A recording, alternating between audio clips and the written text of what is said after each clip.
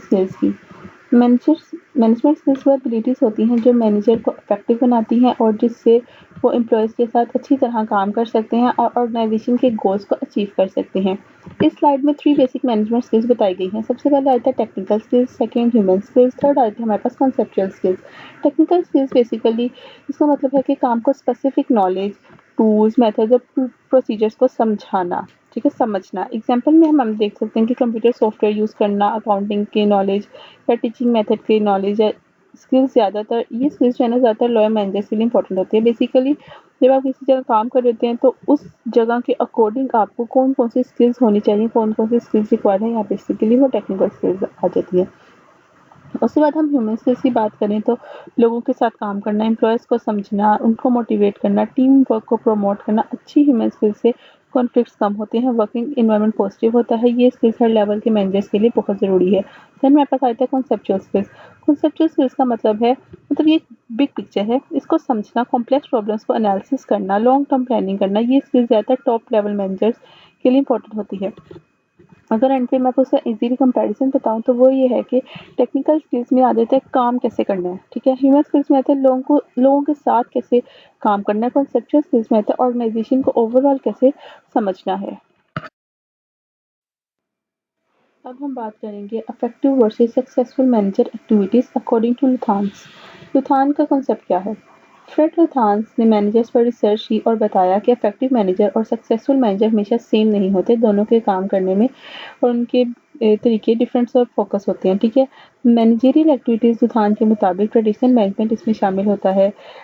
और उसके बाद हमारे पास कम्युनिकेशन आ जाती है, ह्यूमन रिसोर्सेज मैनेजमेंट आ जाती है और नेटवर्किंग आ जाती है। ट्रेडिशनल मैनेजमेंट में शामिल होता है डिसीजन मेकिंग, प्लानिंग और कंट्रोलिंग। ये एक्टिविटीज़ ज़्यादातर इफेक्टिव मैनेजर्स करते हैं क्योंकि इनसे काम प्रॉपर्ली और इफेक्टिवली होता है।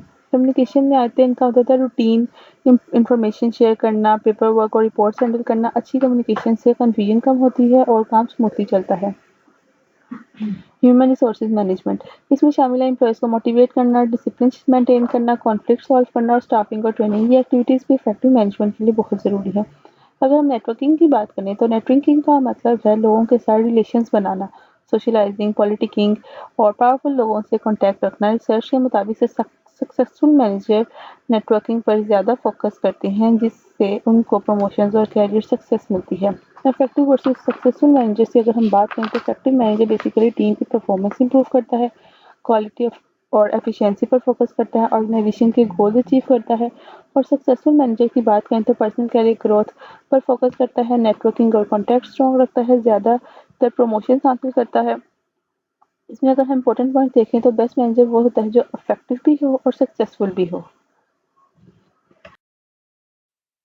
अगर हम बात करें ऑर्गेनाइजेशनल बिहेवियर की तो इस स्लाइड में ऑर्गेनाइजेशनल बिहेवियर की प्रॉपर इंट्रोडक्शन दिया गया है। ऑर्गेनाइजेशनल बिहेवियर एक फील्ड ऑफ स्टडी है जो ये दिखाती है कि इंडिविजुअल्स, ग्रुप्स और स्ट्रक्चर ऑर्गेनाइजेशन के अंदर कैसे बिहेव करता है। ऑर्गेनाइजेशन बिहेवियर क्या स्टडी करता है?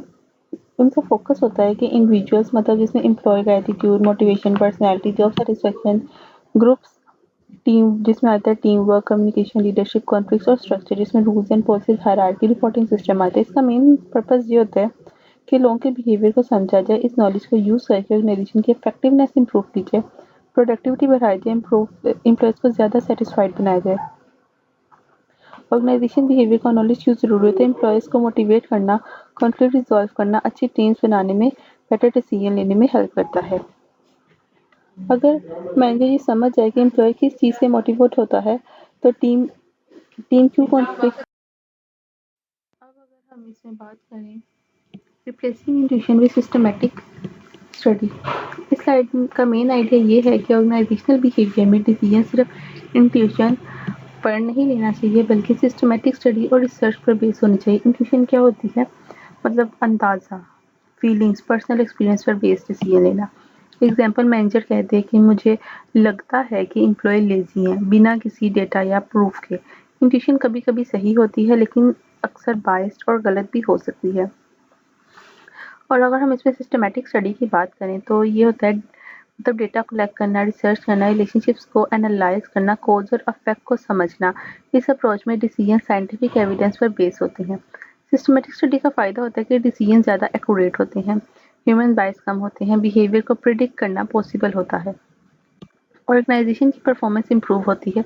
ऑर्गेनाइजेशनल बिहेवियर में सिस्टमैटिक स्टडी का रोल ये है कि ऑर्गेनाइजेशन बिहेवियर मैनेजर को सिखाता है कि एम्प्लॉयज़ को बिहेवियर को ऑब्जर्व करें, सर्विस रिपोर्ट और रिसर्च यूज़ करें, सिर्फ फीलिंग्स पर डिपेंड ना रहें।